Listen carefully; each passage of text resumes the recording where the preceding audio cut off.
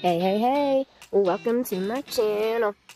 Today, in this video, we are going to discuss why I believe that Trezell West and his wife, Jacqueline, the adoptive parents of ORRIN and Orson West, also known as Classic and Sincere, the two missing boys from California City, California, why Trezell got a $5,000 loan when they purchased their house on Aspen Avenue in California City, California, the location where ORRIN and Orson were reported missing from on December 21st, 2020. I think that this video will definitely answer a lot of questions that I've heard about why this lender lady, Aileen Lapis, gave Trezell West this loan. So before we get started, I want to ask you to make sure that you are subscribed to my channel and hit the all option when you ring-a-ding my bell, and then make sure that you hit the thumbs up to let YouTube know that this video needs to be shared out more. I need to put a warning right here before I share all of these details about this loan and this lender. I am not sharing this information to incite hate or negativity towards this lender. Please be an adult and do not start attacking or threatening this woman. I know her name is already out there floating around in YouTube land and on social media, but I am not making this video to promote anything negative. I've worked very hard collecting a lot of information that I have learned over the last 3 to 4 months so that we can all learn and know all the information and be on the same page. I am actually hoping that by sharing all of this information in one video, that this will put some negative rumors to rest. Okay, so now let's do this. I found out that Trezell West received a $5,000 loan when he and his wife Jacqueline purchased the house at 10717 Aspen Avenue in California City, California from Brenda Glover in September of 2020. This loan came from the lender, Aileen Lapis, who was one of approximately 3 or 4 lenders that Trezell tried using during the purchase of this house. Brenda Glover stated on AV Watchmen's live stream that she knows for a fact that Trezell and Jacqueline received an FHA loan to purchase their home. Let's watch that clip real quick. It's your actual house, and you sold it. I sold that home to Trezell and Jacqueline. I am so sorry for everything you went through. Wow. Thinking that that's where they were going to raise a family until I found out they were foster parents. Then things got weird with the loan. I left that home on July 1st of last year, and I had to rent the house that I was buying, and I didn't close escrow till almost September, October. Mm-hmm. Wow. Been through hell. I'm sorry, I'm not trying to interrupt. If you guys are just tuning in, this is Miss Brenda Glover. She's the one that sold the home to Trezell and Jacqueline, and she just wanted to correct a few things on the live panel. I do appreciate you for being here. Okay, I understand that this is about the boys, and I am heartbroken. I am heartbroken. I haven't slept right. I haven't eaten right, thinking that I sold a home and trusted these 2 people who were shady, and I knew they were shady, and I knew their real estate was shady. Then the money started getting shady, and that's why I waited almost 10 months to move into my home. What gave you the impression that they were shady? Because there was a situation, and I told this to the police, and I've told this to the FBI. I've had them in my home. I've been in their office. I've had flyers posted on my car. I've had flyers posted on my new home. And I don't have anything to do with this, but I sold him a house. The realtor was shady because just the way he looked. I'm old school. I'm 65 years old almost. I know what shady is. Trezell and Jacqueline were shady because they stood in the backyard for way too long talking to each other about dirt, I guess. I don't know. He was shady because he kept rubbing his hands together, and asking me what I could plant back there, what I could grow back there, if I could dig holes back there. The man was, I just got a vibe. AV, you know what I'm talking about. I got a vibe. Yeah. Right. And it was a bad vibe. It was a really, really bad vibe. And I told my husband, do you want to wait and see who else comes to look at it, or do you want to bail? And he said, let's bail. Well, can I ask you a question? Sure. Is it true that the house is still in your name? No, I've been paid in full by the government. They got a government loan at the end of the whole nightmare. Okay. So the deal with the money from the realtor was not my realtor. It was not his realtor. It was the lender. one of the lenders he dealt with, because he dealt with 3 or 4 different lenders. Nobody would, what happened was somebody put money in his bank account to make it look like he had money when he went to get the 2nd or 3rd loan. That's when they got caught. My realtor caught that. What He the didn't hell? have any money. No. I didn't know that. His realtor never pre-qualified him for a loan. I didn't know that till after. He had no money. I didn't know that till after. Who has that much power and authority to put money, a certain amount of money inside of an account and make it look like it's there? Somebody, listen to me, Steve. I've learned a lot in real estate. It was either the lender, the loaner, or the realtor. It had to be somebody on the inside. It had to be someone on the inside in real estate, in the bank. You can't just get a free loan. I waited for 6 months to get a loan. I had to qualify. We were both working people. We had to qualify for a loan. He only bought that house to hide away and consult with her on what they were going to do. Because look how fast they moved out. Do you actually remember the amount of money that was put into his account to make it look like he had money? All I was told, because I had nothing to do with the sale, the realtor part of the home, I just kind of sat back and waited and signed papers when I needed to. And I waited and I waited and I waited. My realtor told me someone had put about $6,000 in their bank account. But when the whoever found out, because I wasn't on that end, they said that you can't do that and that there was some kind of a fraud thing going on with the money. I had to wait. My realtor did most of the paperwork. That's her job. I just sign it. That's all I do. Sign here, and sign here. I don't know the details in there. I couldn't tell you who it was. I heard it was some girl in one of the lending offices. Don't know her name. But he went through 3 different lenders to try and get a loan.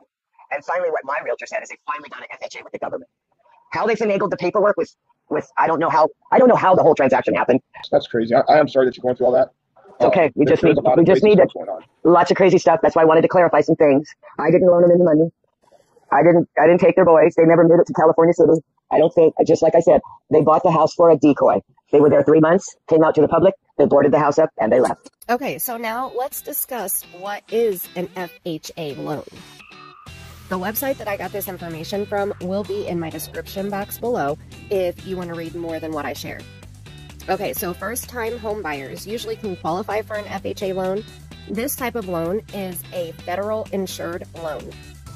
A Federal Housing Administration, the FHA, loan is a mortgage that is insured by the Federal Housing Administration and is provided by an FHA-approved lender. Now, the FHA insured loans are a type of federal assistance. It's designed for low to moderate income borrowers. This type of loan requires a low down payment, much lower than conventional loans. If the buyer's credit score is 580 or higher, the buyer's down payment will be only 3.5% of the purchase price. If the buyer's credit score is under 580, the buyer's down payment will be 10% of the purchase price. A conventional loan usually requires a 20% down payment.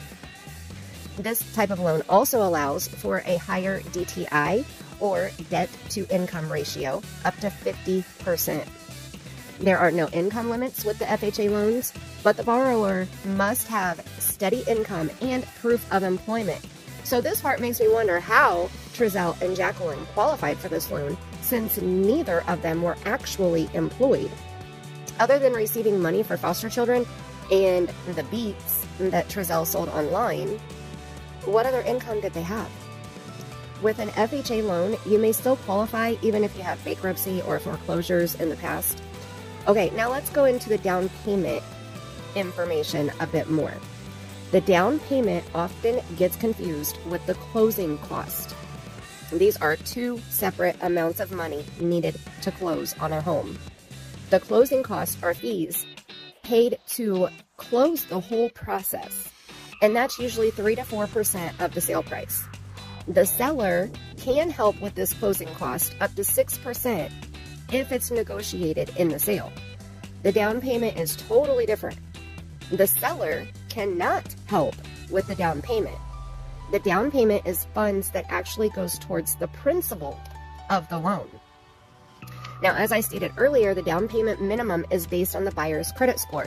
Amount due on the down payment would be 3.5% or 10% of the purchase price. This down payment must come from FHA-approved sources, such as your savings account, money saved at home, investments cashed in, or what they call gift funds. There are down payment programs that are DPA, down payment assistance programs, to help those who qualify. Now, the gift funds are usually provided in the form of a non-repayable grant, a forgivable loan, or a low-interest loan. The gift funds can come from family, an employer, a charity, a government assistance program, or even just a friend. But the FHA requirements are very clear. They state that if a friend gives you the gift funds, the friend must have a clearly defined interest in the borrower. So this part brings me to the lender, Aileen, and the $5,000 loan to Trezell West. So the sale price of the house on Aspen Avenue was $197,000, which was about $50,000 over the listed property value. Here's why. I completely remodeled the inside. That was a drug house when I bought it. It had sat vacant for over a year. And I went in and it was old and moldy and gross. And I remodeled the kitchen, the bathrooms, the den, everything. It was completely remodeled on the inside. Wow. It was 3 bedrooms, 2 bathrooms with a big den in the back. That could have been made into another room. We just made it into a big room. We just remodeled it. New carpet, new walls, new paint. We had to tear it apart. It was moldy because it was a grow room. Okay. We tore it down to the studs and just redid it. It was just one big, huge room. So the closing cost would have been either $5,910 up to $7,880, which is 3 to 4% of that. Now the down payment would have been $6,895 if it was 3.5%, or if it was 10%, then it would be $19,700. So the loan of $5,000 from Aileen would not cover either of these costs in full to finalize the sale. So where did Trezell and Jacqueline get all of this money?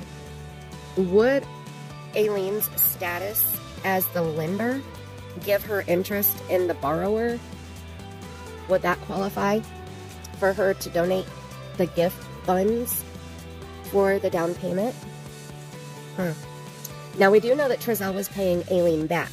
There were 3 payments of $1,000 on Venmo from Trezell to Aileen. Annie Elise from the channel 10 to Life shared the information that she got from the lender, Aileen, a while back. Now, I did get some of this information from that video, so I'll link that video in my description box also. So this is Trezell's Venmo account, and this is the screenshot that I was referring to. And we can see here, going backwards, December 1st, 2020, he made a $1,000 payment for the loan. October 29th, 2020, you can see the A peeking out of the pink there. And October 5th, 2020, he made 3 $1,000 payments to pay her back. I do believe that the $5,000 loan from Aileen to Trezell West in September 2020 was to help with the down payment and the closing costs to help finalize the purchase of the house on Aspen Avenue. Aileen Lapis claimed that she and Trezell became pretty close friends over the 4 months that they were in contact, and she said that they had a lot in common. She did get to see all of the financials of Trezell and Jackie during the purchase process. So let's start with the finances and the income portion of it. As I was speaking with one of these contacts who knows him very well and who became a close friend of his, so close that she ended up loaning him money for this move, and we'll get there, she started telling me about their finances and what it is they do for work, because she was privy to all of this information because she was involved in the purchase of the home. She had to see the tax records, the income that was being claimed, all of this. And according to his social media, we know it says entrepreneur and musician. Not entirely a lie. He apparently creates beats, music beats, and he sells those between $200 to $300 a pop. She says that the majority of it is a cash business. He doesn't have any sort of business bank account, so everything would probably either be under the table cash, Venmo, PayPal, who knows. But she says that as far as what he claims, he only claims $10,000 a year to be made through that channel, or avenue, I should say. So if you're saying, she said roughly each beat would sell between $200 to $300, that's approximately, let's just get rounded out to about $250. That means that he's probably selling ballpark around 40 beats a year. She also stated that Trezell and Jacqueline originally applied for a USDA loan. Now, with this type of loan, the buyer doesn't need to have any cash up front like the FHA loan requires. But since Trezell and Jackie did not qualify for the USDA loan. 4 months later, they ended up getting the FHA loan, which caused them all of these unexpected fees. He had no money for the actual move. The loan that he was looking to obtain was called a USDA loan. And what that loan requires is much less down payment. It's for people who maybe don't earn a ton of money, and it generally is positioned to where the sellers pay the closing costs. Well, because his income wasn't verified and a couple of other issues that went along the way, this house was supposed to close in 30 days, and it didn't close for 4 months. So over the course of those 4 months, they ended up, of course, talking regularly and establishing this friendship. Now, being a homeowner myself, I know that it's not free to move into a house, especially when you move from an apartment or a condo. Okay, first off, all the utilities need to be turned on. With Trezell and Jackie moving from the Casa Loma apartments, the utilities were included in their rent. The Casa Loma apartments have the heating, the cooling, the sewage, the trash, the internet, the washer dryer, and even all the appliances are furnished. This means that they would need to be a new customer to the electric company, the gas company, the water company, the internet company, the sewage company, and they would probably need to pay a deposit on each of these new services. And with them living in a small apartment with 2 or 3 bedrooms, 1 living room, the 2 bathrooms, I'm sure that they didn't have enough furniture to put in all of that new space in that big house on Aspen. Also, at Casa Loma Apartments, they provide the laundry facilities, so they might have even needed a new washer and dryer, maybe a fridge too. So technically, that $5,000 loan from Aileen, which she told Annie Elise that she did not expect to get it back, but she did get at least $3,000 of it back that we know of. It was probably very needed and very helpful for the West family to make their move. So the closing costs and down payment total would have been between $12,805 and $27,580, which we know that Trezell and Jacqueline were probably not saving for, since they were originally expecting to get that USDA loan and paying no fees for closing nor a down payment. So I know that there's been talk about Aileen being this bad person and that she paid Trezell money for trafficking the boys, and there's all kinds of rumors floating around out there about this lender, Aileen Lapis Molinari. So I wanted to take a minute to discuss what I found out about Aileen Lapis Molinari on Google. Okay, so first I found that Aileen has a LinkedIn profile. And on this profile, it states that Aileen is the Vice President of Investor Relations at Home First Mortgage Bankers. And it shows that she started this job in July of 2017. Now, it also shows that there is a Francisco Molinari. He's the Vice President of National Sales, also at Home First. And it shows that he started there in August of 2017. Now, I'm not for sure if Francisco is Aileen's husband or possibly brother. I'm assuming husband because of the hyphenated last name. His name is Francisco Molinari. Her name is legally Mary Aileen Lapis Molinari. Okay, so I do believe that Francisco is possibly Aileen's husband. Their work history seems to be identical, and she also did tell Annie Elise that there was an incident that happened when she was with her husband and they were driving back from Las Vegas, and they drove through California City. She had never heard of California City until she had met Trezell. So she was looking around the city as they were driving through. Her husband pointed it out to her, and they had a discussion about California City being, quote, off the grid, as Trezell had told Aileen that was the reason why he wanted to move to California City, so that he could be off the grid.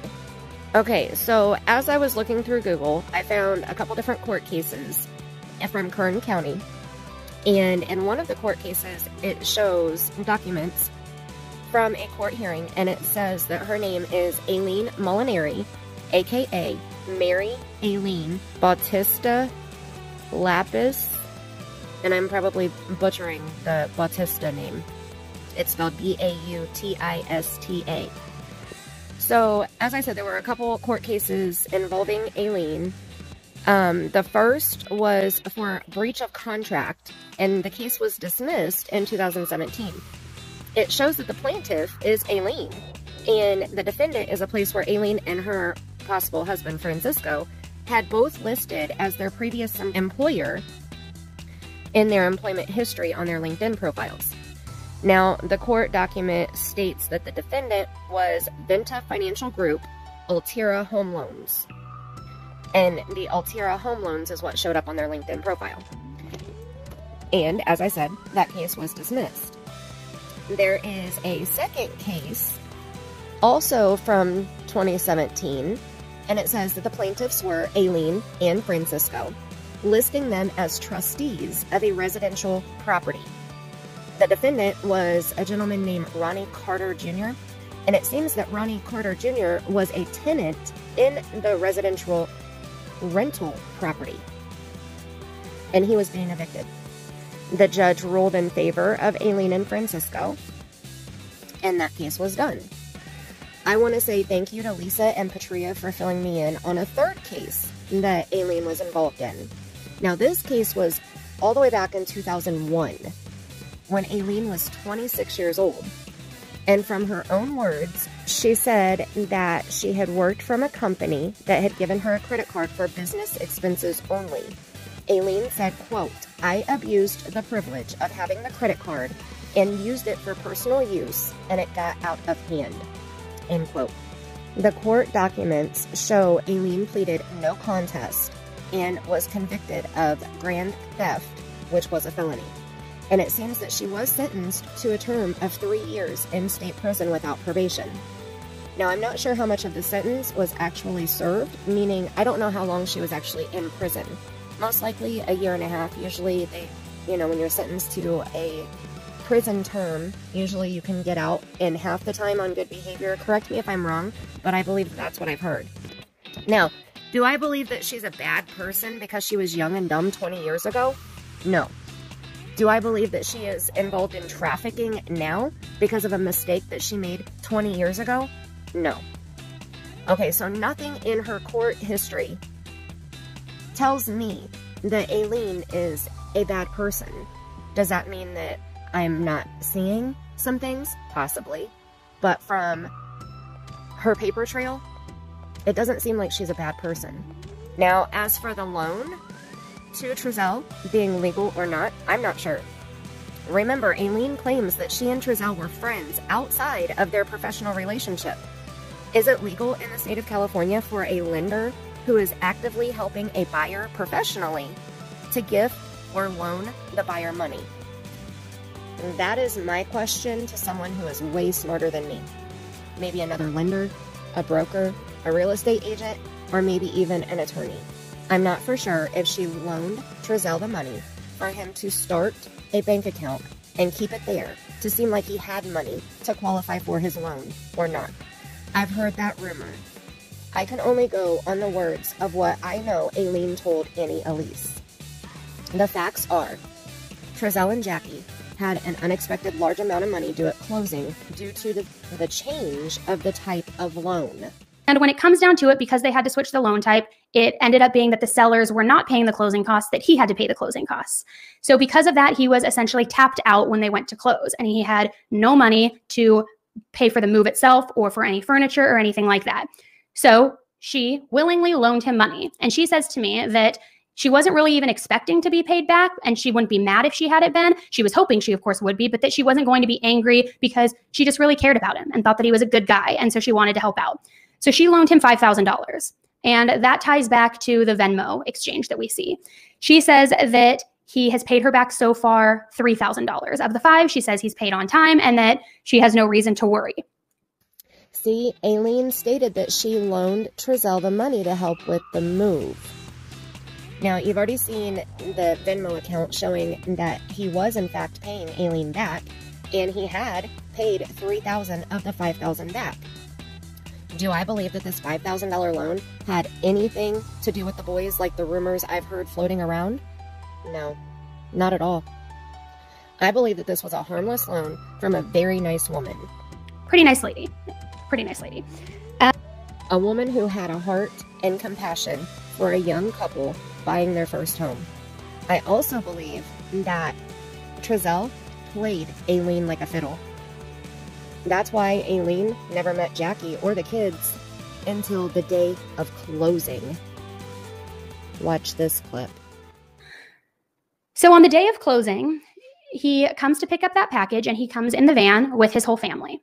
And this was, I believe, it was roughly end of September, I believe. And so he comes with the van, and he goes inside, picks up the package, and then she says, I really want to meet your family. Like, you've been talking about them. I want to meet them. So she goes out to the van, and she speaks with Jackie, meets Jackie, and then she peeks in the back at the kids. And she described the van as, because, and I know we've seen pictures of it, it's a big white van. It's, what'd she say? A conversion van. So it's very private in the back. So she said when she looked, she couldn't really see the kids very well, and that there was no way for her to know if she saw the boys' faces in that moment, and no way to know how many children she did see. So still not a reported sighting of them. Now, he couldn't really work his flirty charm if his wife was there, right?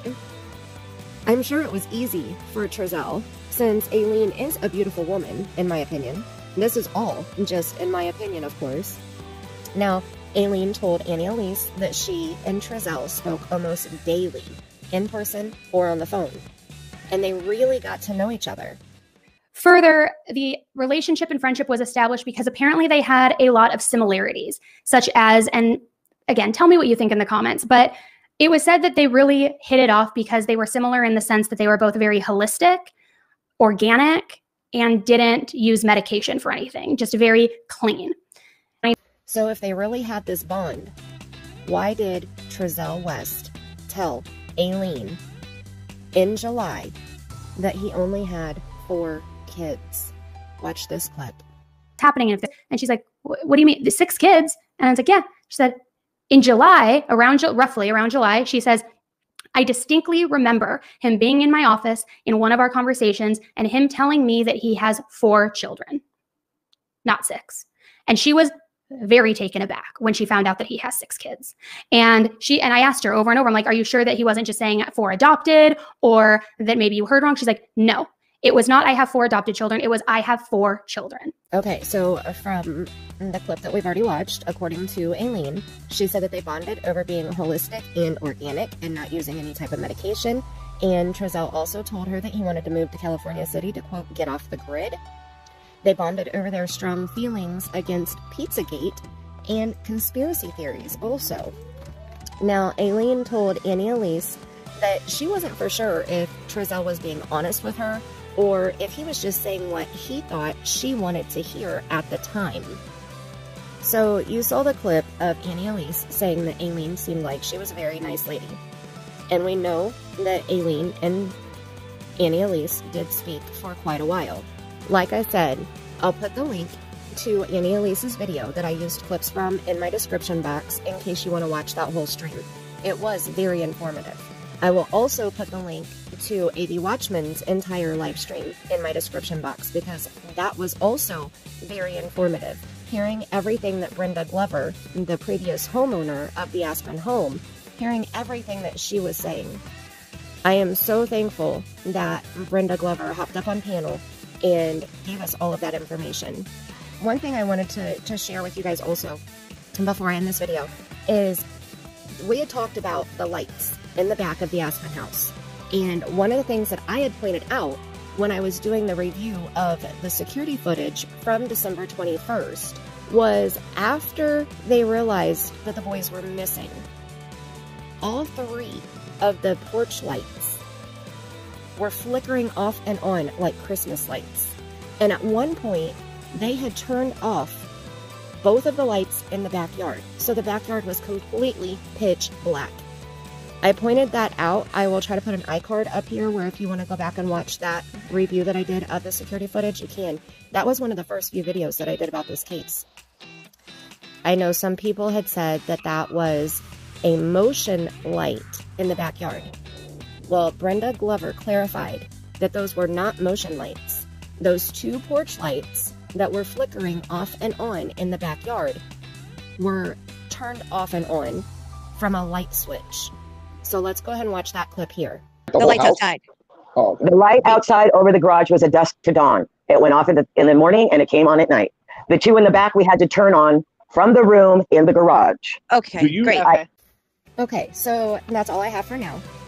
I have done a lot of research and watched several videos, new and old, to bring you all of this information in one video. I hope I didn't miss anything, but if I did, please let me know in the comments below. I also know that this was a ton of information to absorb all at once. So if you have any questions, please feel free to ask in the comments. If I know the answer, I'll tell you, and if I don't know the answer, I'll see if I can find it for you. Before I end this video, I want to remind you about the warning that I put out in the beginning of this video.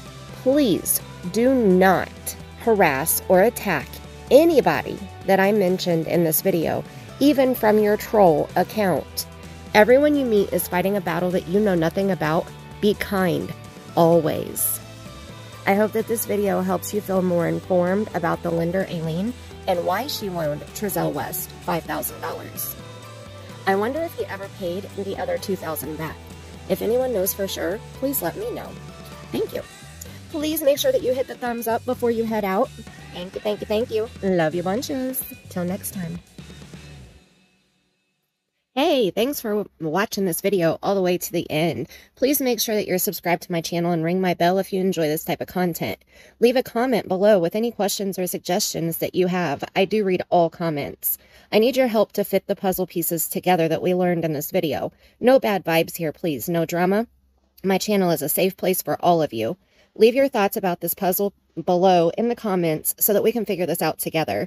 We discuss true crime and paranormal here. I'm bringing true crime stories and missing person cases to the spirits. I'm getting the spirits to help us find answers and hopefully solve questions we all have. So again, make sure that you're subscribed and ring my bell so that you don't miss my next video. Hit the thumbs up if you enjoyed this video or the thumbs down if you didn't. Share this video out on all of your social media so that we can spread the word about this case. And don't forget to read the description box. There's a lot of great info, including the link to the Spirit Seeker Squad Facebook group and so much more. Again, thank you for watching. Have a great day.